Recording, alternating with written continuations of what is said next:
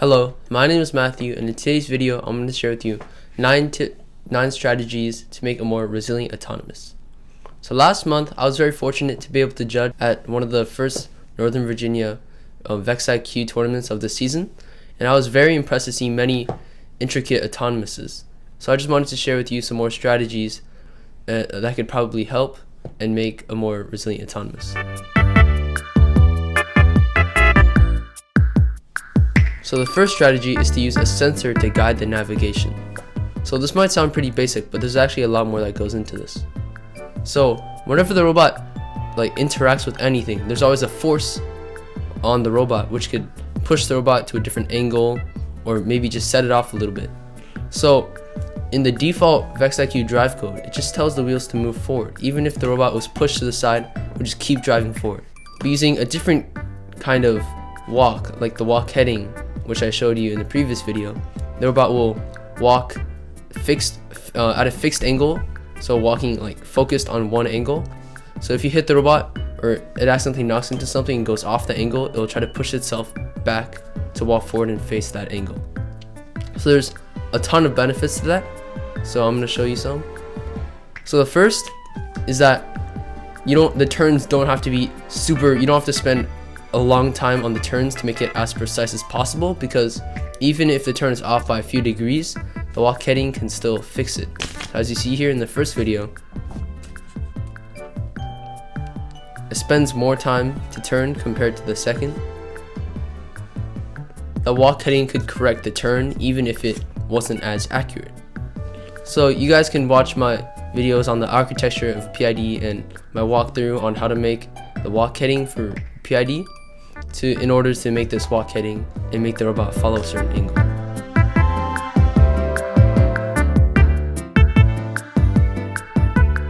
So another very useful tip is to use heading instead of rotation. So you guys might have seen in the VexIQ menu where there's heading and rotation, and they both represent angles, but they're actually very different. So first of all, they can both be reset and calibrated at the beginning of the program, but the thing is that heading is actually an absolute angle and rotation is more relative. So let's say you want to rotate 90 degrees. That would only rotate 90 degrees relative to the robot, but then you don't know what heading you're facing. But the heading is this side is always going to be 90, this side's always 130, this side's always 180. So then even if you're facing, let's say at 180, and you want to say turn to 270 instead of saying rotate 90 degrees to the right. So there's a ton of benefits for using heading. First of all, in rotation, if you just keep using rotation, it's easy for the robot to overturn and underturn, and it'll be very hard to get the robot back on track because the robot doesn't know what heading is facing because it's only using relative turning. While using heading, you can just do turn to this, turn to that, so it always knows which direction it's facing. So in order to use the heading, what we like to do is calibrate the robot before we actually do the run. So we get the robot on the field and put it against the wall so it's facing the directions. So then we know that this way is 180, this way is 90, this way is 0, and this way is 270. So the robot's facing 180 right now. Its left is 90, behind it is 270, and behind it is 360, and its right is 270. So we push it against the wall, and then it doesn't have to be the starting position. It can be the starting position, but we push it against the wall, so then we know that the angles are straight, and then we calibrate it.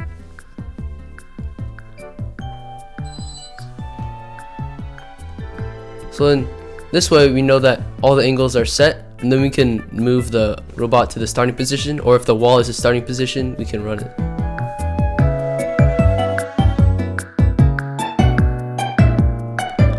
Another strategy we like to use is marking the starting position of the robot. So what we did was we usually marked the starting position with Sharpies. So on the field we marked the area where the robot starts with Sharpies, and then the part where the robot aligns to that area also with Sharpies. So this just helps us start the program in the correct position, and if you don't, that will actually be pretty detrimental.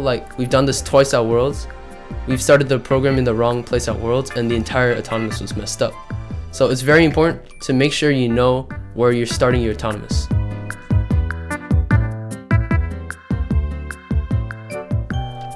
Our fourth tip is to use touch buttons.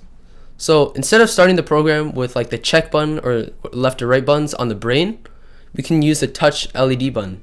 So the reason why the touch LED is better is because you have to press the buttons all the way in the brain, or press it hard, which could actually cause the robot to like tilt a little to the side. While using the touch LED, you can just tap it very lightly or just barely touch it, and the robot will recognize that the touch LED was touched. So here's the code for the touch LED. So it's very hard to tell if you press the touch LED or not, because the touch LED can respond to very light taps, but you don't want to press it too lightly.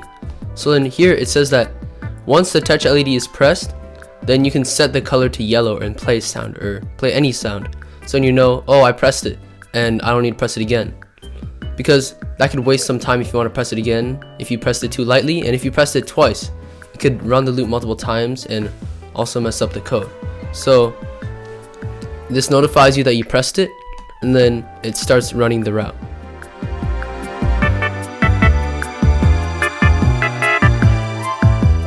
So another tip we like to use is using the field for alignment. So for example, in last year's game, there was a lot of buckets where you could align your robot against, and that would just act like a checkpoint, because when you press against the bucket, you always know that your angle is correct, or like it's facing 90, 270, 180. So then even if your robot's runs leading up to the alignment was a little bit off, once you press against the bucket, you know that pretty much all the errors would be reset, because pressing against the wall or the bucket will set the robot to like an angle that you know of. So maybe in this year's game, we've seen a lot of teams press against like the docking area or the place where you shoot, because that's where you'll know that the robot will be facing 180, because pressing against it, it'll make sure it'll be like a solid wall. So besides docking for a goal, on the goal or like on the wall, you can always use sensors. So for example, last year we've used distance sensors and also color sensors. So the color sensor facing the ground would kind of recognize the amount of like black stripes on the field. So it'll know that like, oh, I'm at this position, or oh, I'm at this position. And the distance sensor will help us see the distance from the wall or distance from the area we want to go to, which will be easier to control the autonomous. But keep in mind, when you're using these, you have to make sure that the robot's walking like perpendicular to the black line, or the distance sensor is walking straight towards the wall, because if the distance sensor is walking at an angle towards the wall, then that could kind of mess up the distance.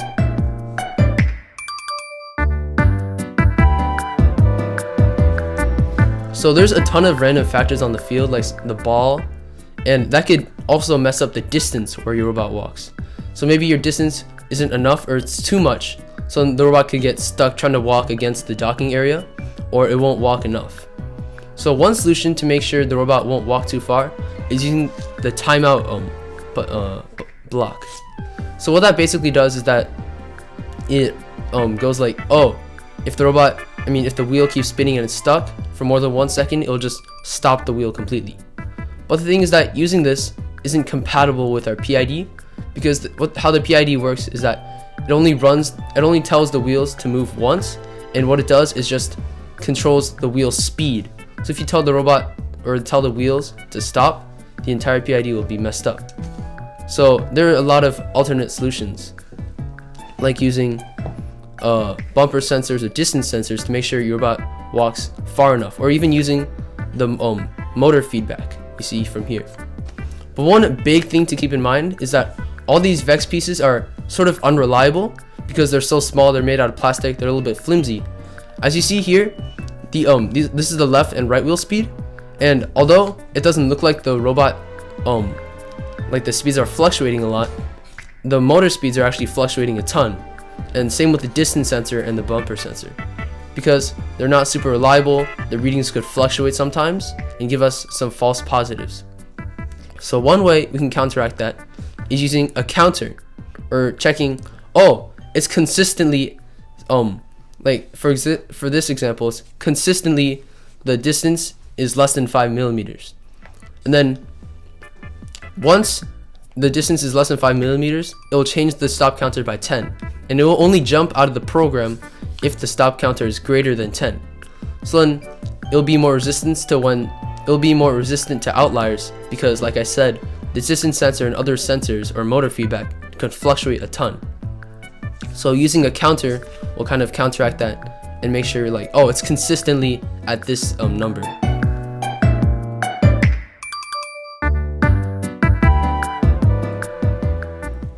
So our seventh tip is segmenting the autonomous into different routes. So like you see here, we segmented our run from last year into 3 routes, and every route ended with the checkpoint. So you see, pressing against the wall or pressing against the bucket will serve as a checkpoint, because it'll make sure that the robot is straight and the angle will always be this way once you press against the bucket. So this way, one, it'll be easier to code, because if you want to test just the end of the autonomous, you don't have to run the entire autonomous. You can just start at route 3, pushing against the bucket. And 2, if your autonomous messes up, it's just slightly, once you press against that bucket or press against that checkpoint, your autonomous will kind of be reset. All the errors will be reset, and it'll be ready to run route 2. So this also makes it a lot more resilient and easier to code.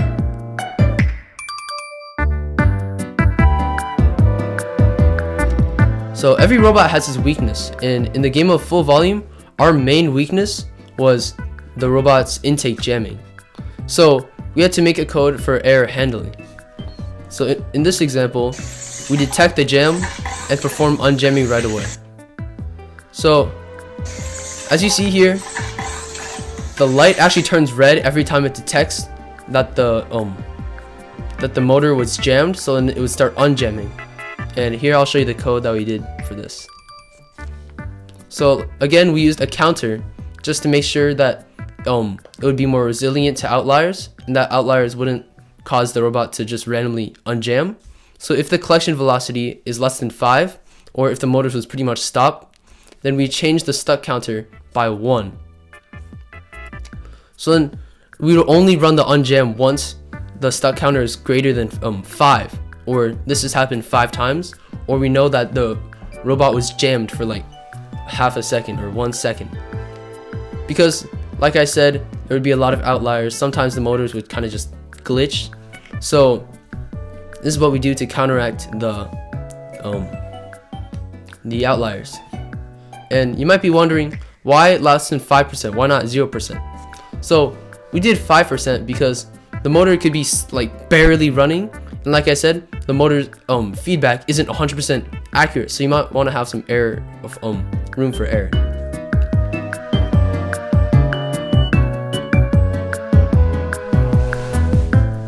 So VexIQ is an event-driven application. For example, when you press a button on the remote control, it will call this, and it will be in separate threads.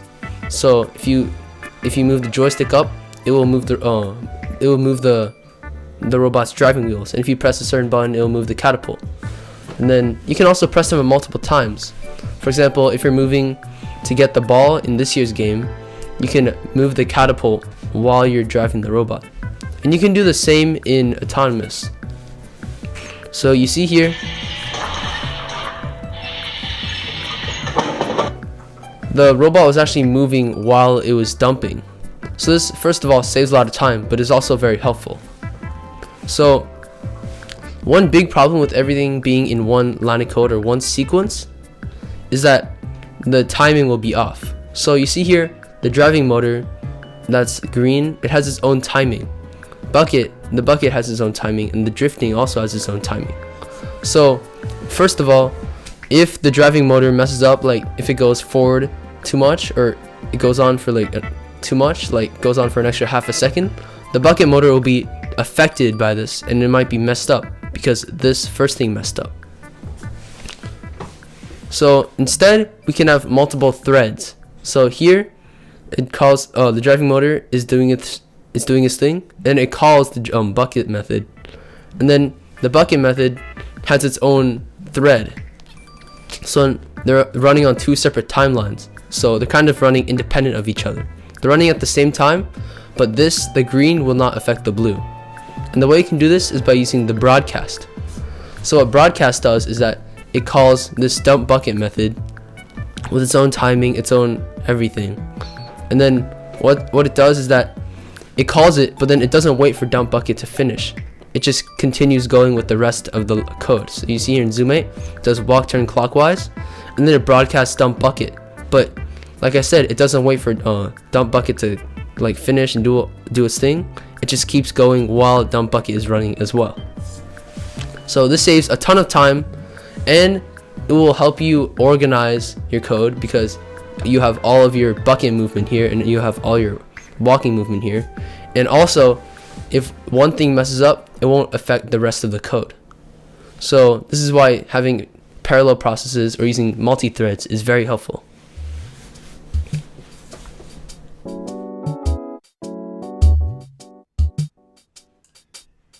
Michaela, we saw your sample autonomous earlier. So can you give us more of an insight on how it works? So in a lot of these competitions, you've seen some teams have just autonomous programs where it just goes back and forth. It's very simple. So I'm gonna talk about like how we can make a reliable one that will always go like very reliably.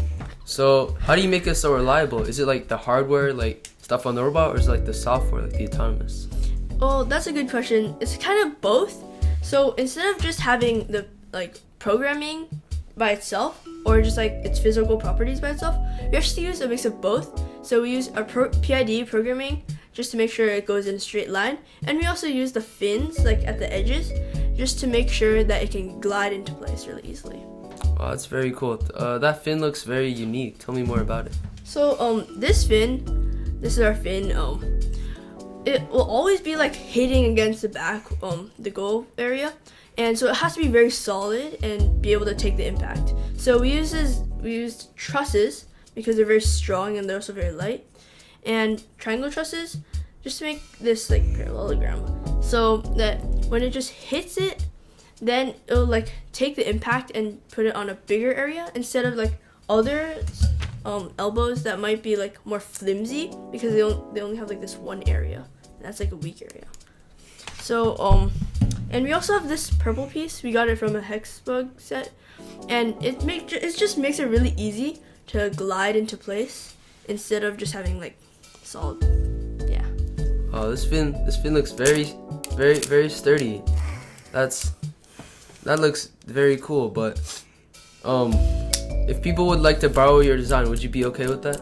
Yeah, definitely. We're just here to help. Alright, so tell me more about your autonomous. How is it so consistent? I mean, we're using a PID program just to make it like walk perpendicularly straight every single time. So like even if you hit it off a little bit when you're like putting the balls in, then it'll like recenter itself back to that straight area. And when we're like going back, we're gonna be using the PID. But once we get to around like 100 millimeters, which is like around how long the fin is, then it will also start using our center wheel from our H drive just to like shift it back like side to side, because it might like the robot might be like a little bit off, and then it'll be like these are the fins, and with just the PID it would like turn and the fins would get stuck on like the outside. So we're gonna use our H drive to shift it like one side back to the center, and that would just make it like center itself without getting stuck. I see, that's very cool. But what if a team doesn't have an H drive or any holonomic drive? I mean, we actually have a video on that, but we have to finish editing it.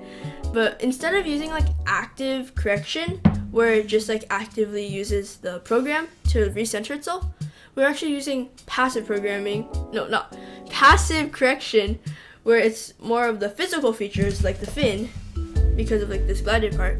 It will just go back and just fit itself into place. But like instead of like 100 millimeters just adding the center wheel, we're actually gonna turn the PID off, because if we have that on, it'll just keep trying to center itself. But instead we're just gonna let the pieces and our actual robot do its job. Yeah. Well, that's very unique. Thank you for sharing with us. Thank you.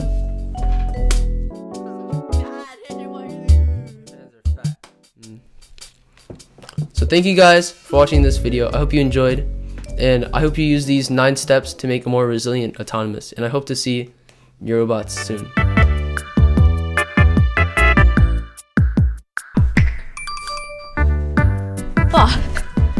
Okay, so Matthew's gone now. It's time for a bonus because you guys stayed all the way to the end. So I'm gonna explain how we make the PID for the H drive.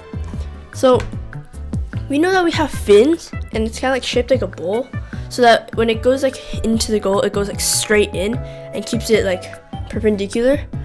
But if the robot's like a little bit on to either side, for example the right side, then one of the fins will hit earlier than the other, causing it to turn because it's still going backwards. So it works on both sides.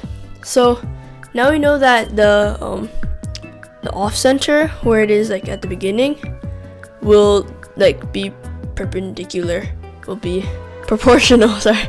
It'll be proportional to the angle error. So with this information in mind, we can use the angle error as our control value for our PID. So because we know that it is proportional to like where the robot has like offset, we can use the angle error, which is here. We can use the angle error to determine like whether the center wheel pushes left or right, and how hard it pushes, like determining like if it's really close or a really big angle.